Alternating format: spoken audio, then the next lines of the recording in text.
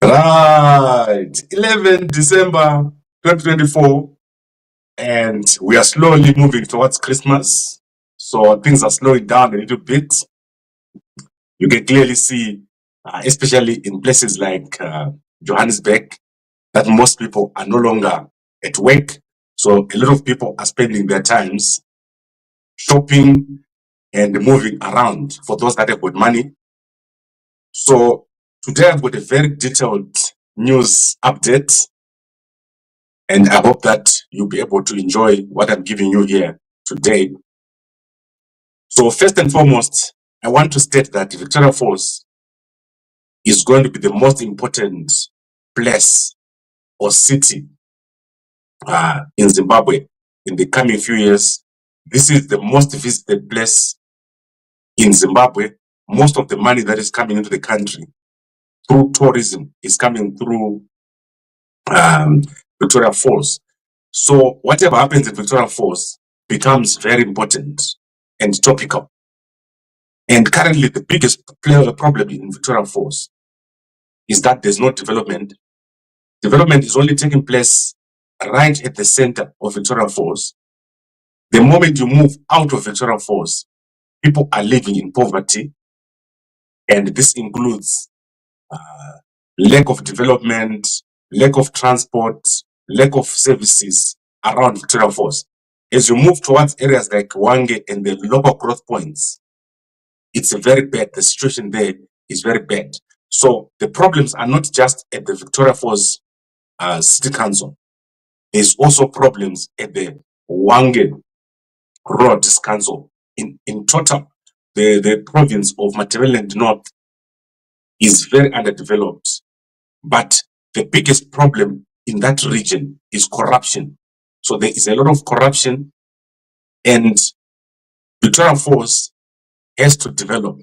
So eventually it's going to develop, and obviously one of the things that we need to do is to declare Victoria Falls a corruption-free zone. So this is what myself, being someone who is going to be in Victoria Falls quite a lot, it's one of the things that we're going to do. Victoria Falls must be corruption-free. However, the godfather of corruption is Mnangagwa. And it's clear that Mnangagwa is behind the corruption over there at Victoria Falls. What has happened is very sad. And this is Ronnie Dube here, who is the town clerk of Victoria Falls. I gave you a story last week in which I stated that Michael Reza, the chairperson of the Zimbabwe Anti-Corruption Commission, has been paid $25,000 by Ronnie Dube so that he can ignore the recommendation of a recent report, forensic report in Victoria Falls. Not only did they ignore the report, but after the council has suspended Ronnie Dube, Mnangagwa has gone on to order the council to reverse the suspension.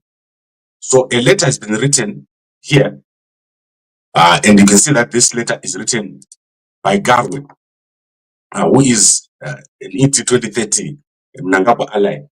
And he was suspended, so Ronnie Dube was suspended on the 4th of December. Barely 2 days later, Mnangagwa's ET 2030 ally, Daniel Garwe, wrote to council and said, "It has come to my attention that you suspended the town clerk, Mr. Ronnie Dube, on 2 December 2024. On 3 December 2024, council convened a special full council meeting for the ratification of the town clerk's suspension. I have noted that the resolution which council made is not in line with section 139(4) of the Urban Councils Act. By constitution, 2 bodies of inquiries to which will financially prejudice council. The decision to pay the suspended town council allowances is also not supported by any council policy. I am therefore of the view that the resolution of the council is not in the interest of the inhabitants of the council area concerned and or public interests who are taxpayers of the council. With immediate effect, I hereby, in terms of section 314 of Urban Councils Act, direct council to receive the resolution made on 3 December 2024 regarding the suspension of town clerk, Mr. Ronnie Dube.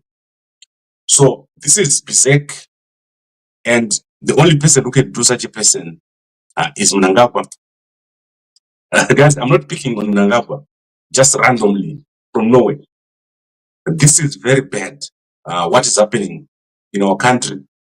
Corruption is being run by the people who are supposed to run the anti-corruption bodies. Right now, if you go to the Herald newspaper, they are talking of an anti-corruption pledge or ZAC integrity form. ZAC is the most corrupt body. It's more corrupt than the people who are corrupt. Because if ZAC was serious about corruption, such things would not happen. I've given you stories here. Take, for example, this story of Bright Nyanete, where there is clearly corruption taking place, where judges are paid, and where someone who is raped, someone is walking scot-free in the country and behaving as if they own the whole country. This is what is happening. Corruption is being managed and supported at the level of Mnangagwa. Mnangagwa would never have allowed such a thing to go. Imagine, this is a well-known case. There is no way that Mnangagwa is not aware that Ronnie Dube was suspended, has been reinstated by Daniel Garwe. And Daniel Garwe is doing all this because many officials in Harare have been bribed with pieces of land inside the Victoria Falls, which they did not pay for. And these are dangerous activities taking place because this is our premium destination. So in terms of tourism, Victoria Falls accounts for more than 90% of all the money being made in Zimbabwe in tourism. The flights that are going to Victoria Falls, the money that is being made there. So Victoria Falls must be corruption-free, but Mnangagwa is supporting it. And the restatement of Ronnie Dube here is the first step. And you can imagine the reason that they've given for reinstating him and going against council resolutions. Was Chamisa not being summoned yesterday for something that did not do? So Chamisa was being summoned for a phone call which was made by someone else about a matter to do with the Harare City Council. Now here you've got a letter from the minister, a letter written interfering in a council resolution. There's nothing worse than this. This is a circus. Whatever Mnangagwa is running is a joke, but it's not a funny joke. So it's not a kind of joke that will make you laugh. It's a sad joke that Mnangagwa is running, and people like Michael Reza, part of the corruption in Victoria Falls after being paid, which I said here last week. So sad story, but as I said, going forward, things are going to change. Victoria Falls is on the spotlight because that city is going to be the future capital city of Zimbabwe, and you can take that to the bank. Right. So I think we've covered that. Ronnie Dube, a very corrupt person, working with other corrupt people, Michael Reza, Mnangagwa, and Obet Mpofu. They are in the mix. And like I said to you, Obet Mpofu is the godfather of all politicians, opposition politicians in Matabeleland have been captured by Obet Mpofu. He's got ownership of a vast amount of land in the Victoria Falls City Council. Myself, I'll never do anything inside the Victoria Falls City Council. We're going outside where there's underdevelopment. That is where we're doing our projects. And we are going to create something that's even better than the Victoria Falls. And I've told guys in Victoria Falls that little city that they have there, it shows lack of vision. That place should be big by now. People should be developed. And coming into Victoria Falls, it should be like in Cape Town by now. So Victoria Falls should be like Cape Town right now. But because of lack of vision and corruption, that is why you have people like Ronnie Dube sticking around here after being suspended multiple times, undergoing multiple investigations, and still Mnangagwa puts him back in that position after a council resolution. I don't know how bad the situation can get. This is as bad as corruption can get. Mnangagwa, guys, when I tell you about the poverty around Victoria Falls, one day I'm going to drive around the rural areas around Victoria Falls. These guys are causing extreme poverty with their activities in Victoria Falls. They should be stopped. And the people of Victoria Falls should know that when they vote in these people, at least now they didn't vote in the last councillor during the by-election.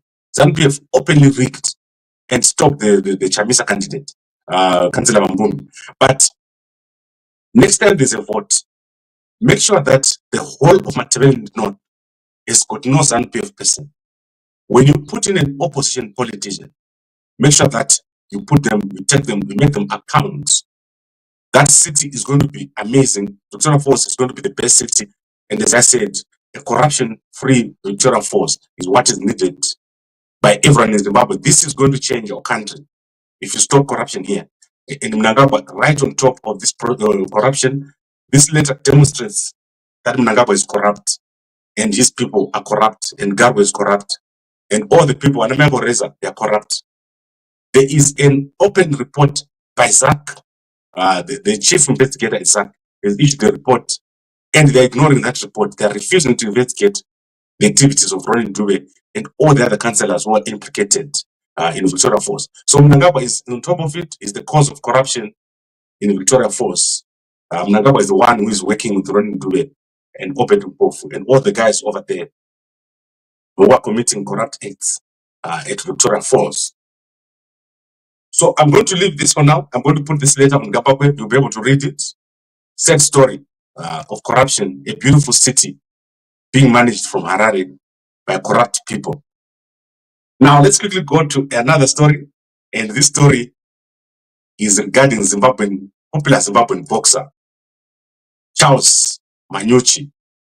Twitter say, Nevan Gumashinga. So Charles Manyuchi is a popular champion Zimbabwean boxer and is well known for winning medals. So what Charles Manyuchi has done is that he has impregnated a married woman, and this married woman is Chengeto Viola Munyaka. She is married to Tapiwa Munyaka, and she's her family name is Domingo, so she's named Domingo. So what happened is that Charles Manyuchi started training Chengeto here. So Chengeto was one of the fitness students of Charles Manyuchi, who runs a fitness training at the hotel, at the local hotel in Masvingo. So as you can see, she is more like a slave queen wife. Those wives. So she's that kind of wife, a slave queen wife. From 2021, she and her husband were training at Manyuchi's gym. And after some time, so this is 2024, which means for the past 3 years, after some time, Manyuchi asked the husband if Chengeto can be part of his promotional activities. And he started to travel around Zimbabwe with her to different places. So you can see here, she's at a hotel. So he took her all over the place, Nakariba, Victoria Falls, and all those places. And the husband thought that they were doing promotional activities.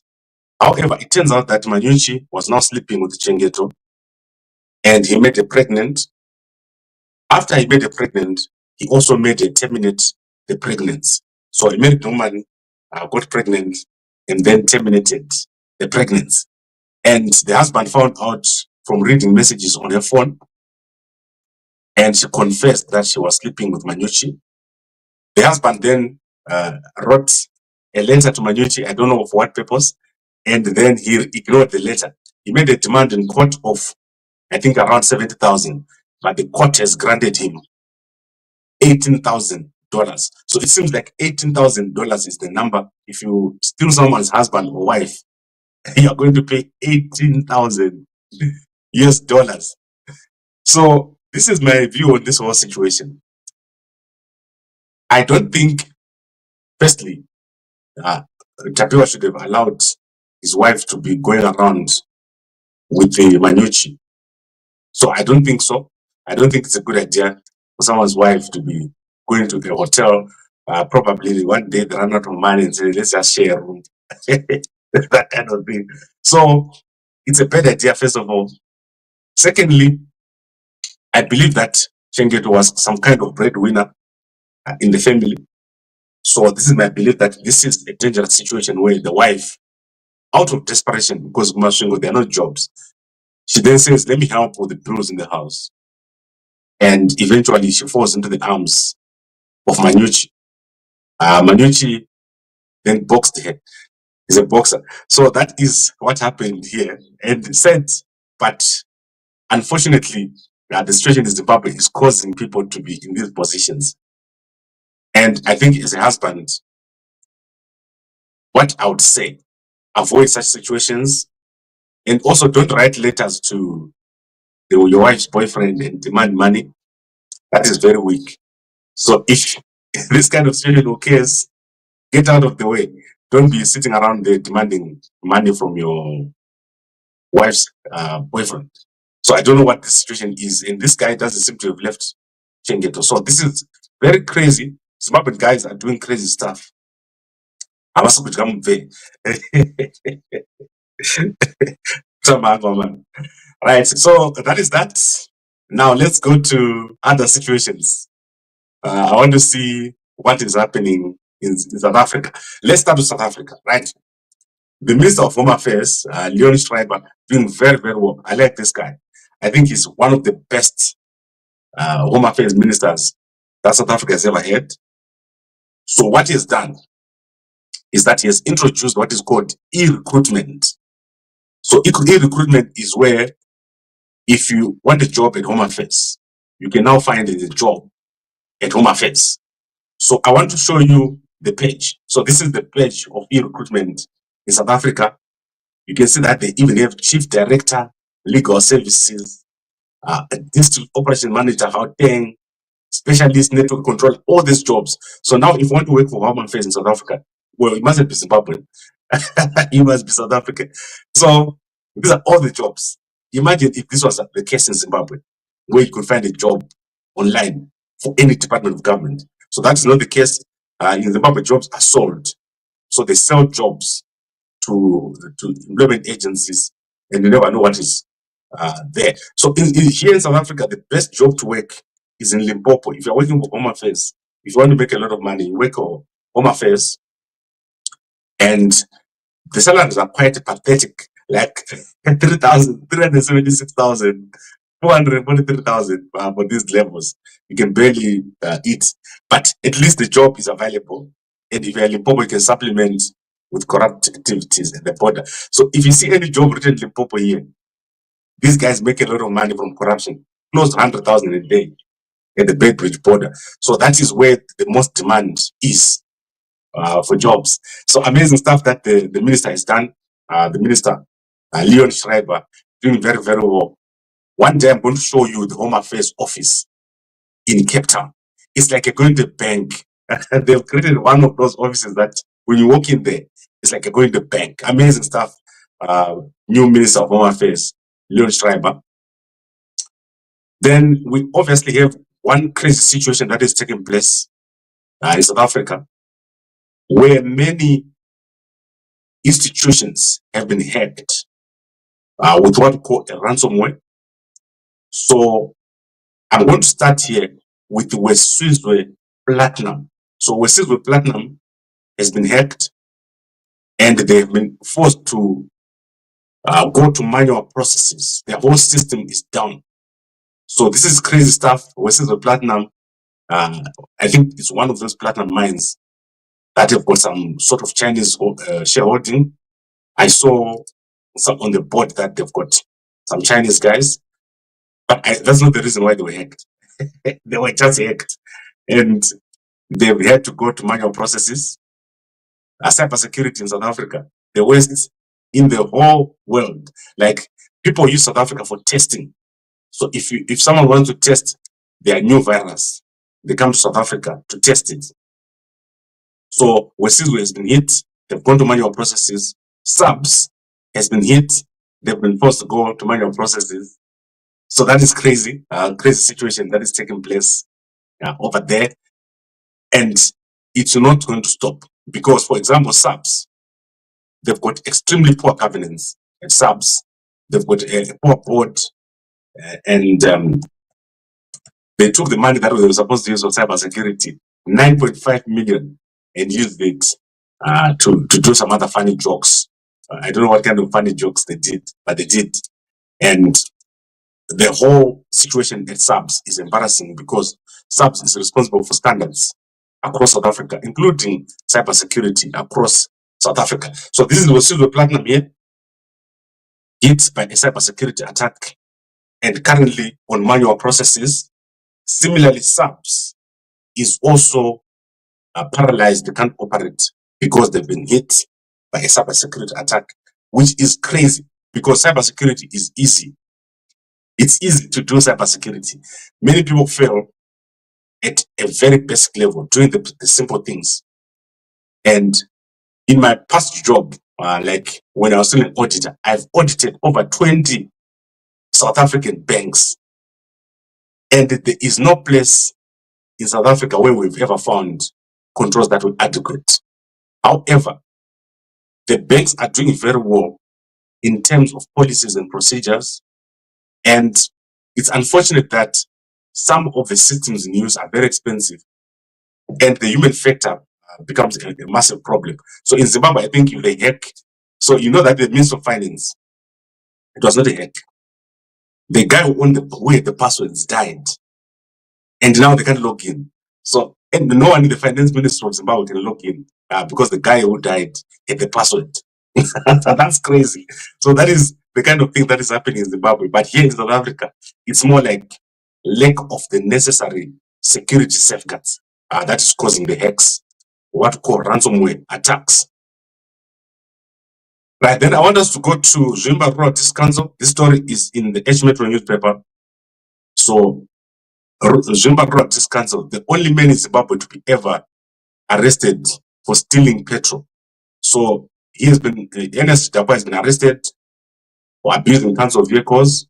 He's accused of stealing or abusing 1,000 liters of fuel worth $1,500 and using council vehicles to ferry gravel and sand to his new house, which is under construction.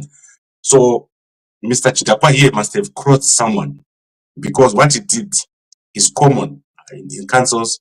So I don't know why he was arrested, but he must have done something to cross someone. You can see that Ronnie Dube is being released for a lot of crimes. But Enias Chidhakwa here of Zvimba Rural Council has been arrested for such a flimsy reason.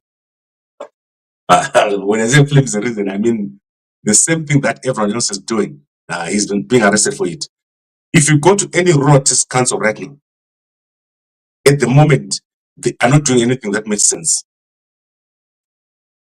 Rural councils are the ones that are supposed to develop the country because they are the areas where there's the biggest need. They need to modernize. But at the moment, none of the rural councils, except for Kariba, the Kariba guys have done very well. I've shown you here their master plan. The rest of the rural councils, their master plans don't make sense. And I challenge anyone who's in the rural councils who has got a master plan that makes sense to WhatsApp it to me here. I have written to the rural councils across Zimbabwe to say, give us your master plans. And none of them have been able to do so. The only people who have been able to do so is Kariba. Kariba has done very well. I hope that they're able to implement their council, their master plan. But for Zvimba here, Zvimba right next to Harare, and this area must be very developed. It must be a city very shortly, but it don't happen. These guys don't ever develop the places. So crazy situation taking place in Zvimba, and I don't know what is going to happen over there. Then let's go to some weddings. Amanda Mtengwa, she got married. She's a musician. She's featured also in the H Metro newspaper. And you can see her husband. Look at his hairstyle over there. That's crazy stuff. Amanda Mtengwa, the Zimbabwe gospel musician. And her husband over there. It's crazy that this man has got this haircut. I cannot believe that he had that haircut. Let me in fact look for his name so that we get this right. So they got married, and he was apparently he came in a Rolls Royce Ghost. I don't know if it is his or not, but during the wedding, he went in with that car, and it's called Salma Mudimu. So I don't know what Salma Mudimu does, but he was able to go into his wedding with a Rolls Royce Ghost. Also, he is a cashier. No, I don't think that's him. So that is cashier at Sky Packing Material. That is Salma Mudimu. I don't think so. I think that one is just another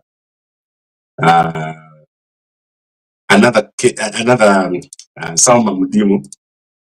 This is crazy. I cannot believe what happens here in Zimbabwe. So this guy is going to a church called AFM Bozet, Harare East Province, overseen by Overseer A. Chinyemba. I am not familiar with Overseer Chinyemba. I know the name, but I've never met him. But it's AFM, so these are members of the AFM. So I'm gonna stop the jokes now because these are members of my church, my old church. I used to be to go to AFM almost on a daily basis. Yeah, so these are the guys here, wedding of Amanda Mtengwa and Mudimu. They had a marriage, a wedding ceremony recently. Salma Mudimu. AFM, an amazing church. Many people go to the AFM. Many people know that we used to cover the AFM. When I started Gambako Media, one of the things that we did was to cover the AFM services in Midrand. And I told you that one day there were some guys who came from Harare and they were doing prayers. And then they say you must put your prayer in an envelope with your money and write what you want. So I took my 10 runs and I put it in the envelope. And I said, I want to be a billionaire. And I handed it in. So guys, you're looking at a billionaire right here. In the future, I'm going to be a billionaire in Zimbabwe. So let's now go to Mpoko. Mpoko's body is still stuck in India. Mnangagwa is holding his hands, he's not helping. I don't know why, but Mpoko is stuck. The former president of Zimbabwe, vice president of Zimbabwe, Pelekesela Mpoko's body is stuck in India. The family is frantically trying to get the body back into Zimbabwe without the help of Mnangagwa. All Mnangagwa needs to do is to make a phone call, and this body will be released. But Mnangagwa is not intervening. I do not know why. Maybe he had a quarrel with Mpoko, but he is not allowing that body to come. The funeral is not started. Very crazy stuff. It's almost as if it's a ritual that Mnangagwa is performing with this body. And then in the actual Metro newspaper, there's a crazy story where Wrestling Memorial Park director Edwin Myaradzi Muronzi spent a weekend in jail for violating graves and corpses. So I don't know what has happened here, but upon the occupation of the land under Wrestling Cemetery, he realized that the area had already been used as a cemetery by the locals, but not known to the Zvimba Roads Council. The company, through Muronzi, then applied for the removal of the graves for burial, pave way for new developments. In 2018, the company was granted permission to remove and rebury 69 graves for the development of roads and car parks in the new cemetery. It is during these reburials when Muronzi allegedly employed some workers who were removing the bones from the graves for reburial at a place within the cemetery. On December 5, police received information that Muronzi had violated graves and corpses at his private cemetery. So these are rituals by Muronzi. Unfortunately, these things happen in Zimbabwe. So guys, I think I've covered a lot here. Let's see if I've left anything else of interest. Ignatius Chindudzi has appeared in court for raping and infecting a vendor with an STI in his office. She had gone over there to ask for her money. So I want you guys to, the reason why I'm bringing this story up, I want you guys to understand something. STIs are prevalent in Zimbabwe, especially among the poorer areas.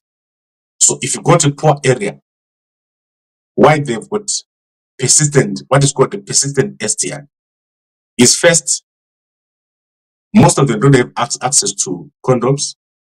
Secondly, most of them, one guy in a community can infect a lot of women. And for women, it's very difficult to tell if one is an STI. So she has to be quite knowledgeable.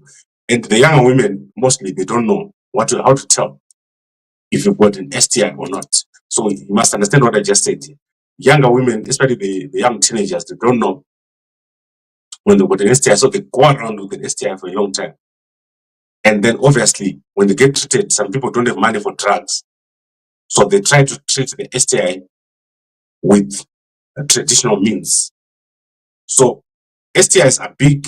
And what we're going to do, because you guys are supporting our Mnangagwa business so much, is next year we're going to establish especially a men's clinic and a women's clinic. Treating of an STI is essential because an STI eventually leads to cancer or to other serious conditions like infertility. So it's very important for someone to treat the STI. And then what is the purpose of Mnangagwa? Mnangagwa will go into your body, it's going to expose the STI, it's going to remove it from where it's hiding so that it gets treatable. And if you use Mnangagwa for some time, it was used in the past for treatment of STI. But I'm not saying that if you drink Mnangagwa now, you must just think that you are free of STI. It's important to test. And those tests are not available in Zimbabwe. When I talk about tests, there are a number of common STIs that you can test for. So how do you know that you've got STI? If you are feeling pains in your body, so there are guys who called me and said, no, I'm feeling pain here beside you, and I'm feeling pain. Those are signs. You must go to, if you're in South Africa, go to Discam and they'll test you. They'll test you for the common ones, syphilis, gonorrhea, and what. It's like 10 STIs. And it will only cost you like 300 rands, which is like $10, $15 or something like that. And then you can get treatment. You get treatment through antibiotics or penicillin and all that, those medicines, so that you're well. If you see yourself with strange rashes and wounds and all that, that's also a sign of an STI or other diseases. So you must go to the doctor and they must check you out. And then you must make sure that you don't expose yourself to people that you don't know. So don't sleep with strangers and don't do it without protection. So like, for example, if you look at this guy here, Enias, he called the vendor into his office. She was looking for money. He slept with her. Then he just left her in his office and went away. You can immediately see what kind of person Enias is. He's got no responsibility. And he goes around infecting women with STIs. Very evil person. Now let's go to South Africa. And by the way, a lot of you guys have been buying Mnangagwa. You need to use it. So don't buy it and sit on it. You must use it. 1 liter engine into 3 liter engine. One kickstart, and you don't have to crank it. So that is the Mnangagwa. WhatsApp me on my number. And if you've got problems that can be solved, we're going to eventually refer you to someone who is able to treat it. And like I said, next year, we're going to do something very big.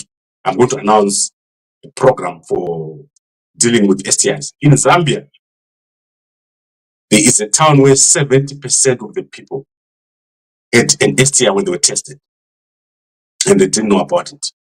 So don't be that person who doesn't know what's going on with you. Right, I want to bring this to an end. Let's see if there is something in the Chronicle newspaper. I like the Chronicle newspaper. So the Chronicle newspaper normally carries stuff from Matabele South, the North, and Bulawayo. So you saw that Chambisa is given an update. Noso Chambisa is given an update on his appearance before the Harare Commission. You can go and look at Twitter. And unfortunately, the Chronicle newspaper is not published. So there's nothing for me to show you today in the Chronicle newspaper. There is an accident that took place, and a survivor stories spoke about his survival. So a 36-year-old mother from Pumula South was part of the Inter-Africa bus crash. The bus sped down the Harare Bulawayo highway. Disaster struck near the Dabuka shuttling yard, leaving 22 passengers injured, and I don't know how many died here, but a lot of people have died. So you can go check it out in the Chronicle from yesterday. That is what I have here. I don't have today. It's Chronicle. So crazy stuff. Accidents happening in the Africa. I don't know if they've been involved in a number of accidents, but it seems like they have, because I know that name. I've used the bus myself to Harare. Guys, that road is busy. Like, a bus cannot overtake from Gweru to Kadoma. In fact, to Chebutu, the bus can't overtake. It's bumper to bumper on that road to Harare. There's so much traffic. We need high-speed rail in Zimbabwe. Otherwise, people will be finished. People will die in that country of Mnangagwa. That road is bad. And now let's look at some comments. Now cleaning for STDs with all these projects you're embarking on. Why not just say you're not going? You're going from the next Zimbabwe government. No, I run a media house. So what I do is I cover what is needed. So let me explain to you what is needed in Zimbabwe. The most biggest needs in Zimbabwe are three. That is food, health, and accommodation. And let me tell you how big those needs are and why Mnangagwa is failing to satisfy them. We are at a point right now where people are sleeping without eating. There are people right now who don't have accommodation. Zimbabweans in the diaspora want to come home. And Kabako is one place where at least 100,000 people come a day. I address more people a day than Mnangagwa. Every single day, I address more people than Mnangagwa. And if this goes on for the next 5 years, there'll be no single person in Zimbabwe who doesn't know what I'm saying every day. So it's important for you to understand why I handle the important issues. STIs, we're already dealing with them vaping. And not only that, general health, we're dealing with it in many other areas. And many people want to participate in what we're doing. And then I agree with Mildred, Zimbabwe, it needs to be resolved the Mozambique way, Kushikarini, with this nonsense. Okay, what's happening in Mozambique is that South Africa is suffering heavily. So President Venancio Mondlane has successfully closed the border with South Africa. So since October 22, freight has been closed. There has been no trucks going into Mozambique. If a driver tries to go into Mozambique from South Africa, they will get a beating of their life. And this has resulted in South Africa losing 10 million runs a day. So that is directly 6 million and 4 million on other areas of the freight industry in South Africa. And the Maputo port has been closed. So President Venancio Mondlane doing very, very well. And he addresses every night on his platforms. He has thousands and thousands of people over there. This man is amazing. He's the kind of president that we need in Mozambique. And he's going to eventually lead the government of Mozambique. People are tired of Frelimo. Frelimo is unable to protect Mozambicans. And it's very interesting to see that we've got such a powerful opposition candidate who has managed to close a country for 3 months. That is October, November, and December. Mozambique has been closed because of this man. He's amazing, President Venancio Mondlane. And unfortunately, Zimbabwe, most of you guys are cowards. Like, if Chamisa was on Facebook and he says, go on strike, people will say, go, you go. Right now, Venancio Mondlane is not there in the country. But young Mozambicans, they go on their phones and they listen to him and they go on strike. Mnangagwa knows that Zimbabweans are cowards. If one person stands up and challenges Mnangagwa right now, Government ya Mnangagwa, chinodona. Like in less than 1 hour, Mnangagwa's government will be gone. That government is weak. It's weaker than the government in Syria. Mnangagwa's government, right now, if someone just goes in the city of Harare and says, let's have a demonstration, it won't last 2 hours. Mnangagwa's government is very, very weak.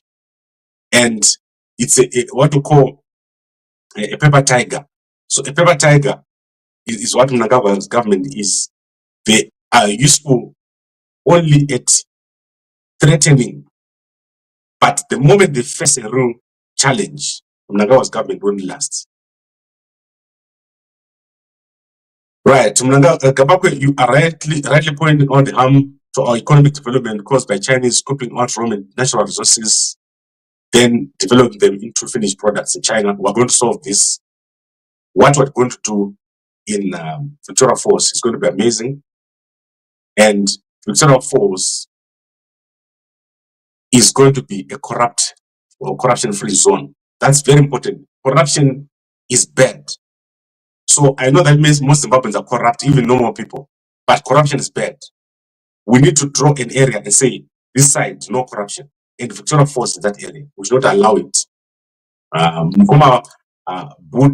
Buddha says, desperate reporting is in false. You must be running to it. Or his small house. How far does Sekuru Vena? Yes, Sekuru Vena, I just mentioned him. Amazing. I love Sekuru Vena. I don't understand Portuguese, but I watch every night. Like, I wake out every night after my meal. So let me explain to you how my workouts work. So I normally have my dinner around 5 p.m. because I told you mustn't eat close to your dinner. Then I do some work. Then I shoot at around 9 o'clock, 10 past 9, if I'm shooting. And then at around 10, I start working out. And that time, most of the time, Sekuru Vena is live. And I just put my phone there and I watch him. And I don't even know what he's saying. But I just see, yeah, that man is powerful. I love Venancio Bojani. I'm going to go and visit him very soon. As you know, my grandmother used to live in Mashpanda. So I used to go to Mozambique a lot. I also used to go to Beira a lot. I've got my uncles who stay in Beira over there. And then obviously Maputo, I was there on my birthday 2 years ago. And funny enough, I met some Frelimo guys 5 years ago when I was in Mozambique. And I've got a picture with some guys from Frelimo. There is a popular guy in Frelimo. And I happened to be in Mozambique. And I was at the train station with my wife. Then he came to us, he was campaigning. That time, Mozambique was not, Frelimo was not this Frelimo that you see now. It was very powerful, it was very organized. So I happened to meet that guy from Frelimo, and we did take some pictures together. And unfortunately, I can't find the pictures now, but when I find them, I'm going to upload a picture of me with a very popular Frelimo guy just standing there. So very sad that Frelimo has become what it is now. A sad political party that is destroying Mozambique after being cheated to rig the elections by Mnangagwa. Mnangagwa caused the rigging of elections in Mozambique. He is the problem. And when he goes to Botswana on Friday, we must make sure that Mnangagwa feels the heat. Friday the 13th, Mnangagwa is going to be in Botswana. Let's make sure that he feels the heat. Let's make sure that Mnangagwa comes back with the tail between the legs. Mnangagwa, the whole region is suffering because of Mnangagwa. Right, I think I've covered everything here. And unfortunately, I can't find that photo. I've been looking for it very, very bad. I'll display it for you guys so that the guys in Mozambique can tell me which guy it is that I took a photo with when I was at the train station in Mozambique, a guy from Limo. Right, Mr. Abza also, I thought you said Victoria Falls would be a corruption-free zone. Now you're saying this is Home Affairs, Limpopo is the best place to work.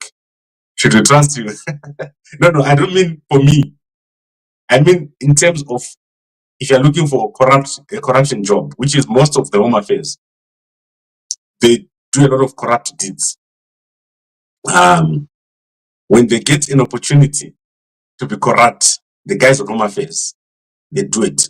That is why they should establish what is called the Border Management Authority in South Africa. In other countries, imagine if you go to America and someone asks you for money. That would be a disaster. Like, no one at the United States border will ever ask you for money to process your passport or to let you jump the border. Yesterday, 25 children were found, Zimbabwean children found on the South African side after passing through the border. That's an open corruption. That should not be allowed, but it's happening. It's crazy what is happening over there in Zimbabwe, especially at the border. In fact, an official at the Limpopo border, Bedbridge, takes home no less than 100,000 a day. And this money is confirmed. They fire them so often at that border because it's now a job. And some of the richest officials in Home Affairs are at the Bedbridge border. The corruption doesn't happen in the river. It happened right inside the border. All they need to do is to put an armed policeman from the Border Management Authority there. But what it has turned out that the Border Management Authority people are also involved in the corruption. So it's almost as if the money is infectious. I can challenge you right now. Take 500 rands. Go to the Zimbabwean border with no passport and start giving that 500, 100 here, 200 here. You are going to be able to cross into South Africa with no passport. If you go to the South African border at Bedbridge at around 12 midnight, you are going to see a queue of Zimbabweans on the bridge with no passports. And I always ask myself, why are they standing here? They are standing there just for a moment when the wrong person moves away. And then they will just be let into South Africa. Right now, the guys who are in the border in South Africa tonight, do this exercise for me. Check the border, the bridge, the Limpopo bridge. There's a long queue there of people who are standing from Malawi and whatever countries waiting to go into South Africa. And they just go in with no passports because they pay those guys at the border. You don't even worry about border jumping. Border jumping is caused by the Home Affairs. Crazy stuff. Let's see if there's anything else. I think I've covered everything here. And obviously, I'll be giving you guys more updates. And on Friday, I'm going to be traveling. I'll probably be in Gaborone to see what Mnangagwa is doing. So Friday, Mnangagwa, watch out for me in Gaborone at Sadak. I'm going to be over there and we'll see what will happen. If you don't protest, I'll protest by myself. So if you guys in Mozambicans in Botswana, Zambians, Namibians, and Zimbabweans don't protest, I'll protest there by myself at the SADC head office. So Friday, let's meet over there and protest against Mnangagwa. Is going to be at the Gaborone SADC head office. So let's make it Friday the 13th for Mnangagwa. Right, Mkoba Farai Maweko Fumora Gurira Gambakwe. Who are you talking about? Mkoba Farai voting. I don't have any story. That must be for more what. I'm here every day. If I've got a story, I'm here to stand for it by myself. Right, thank you very much everyone for watching. And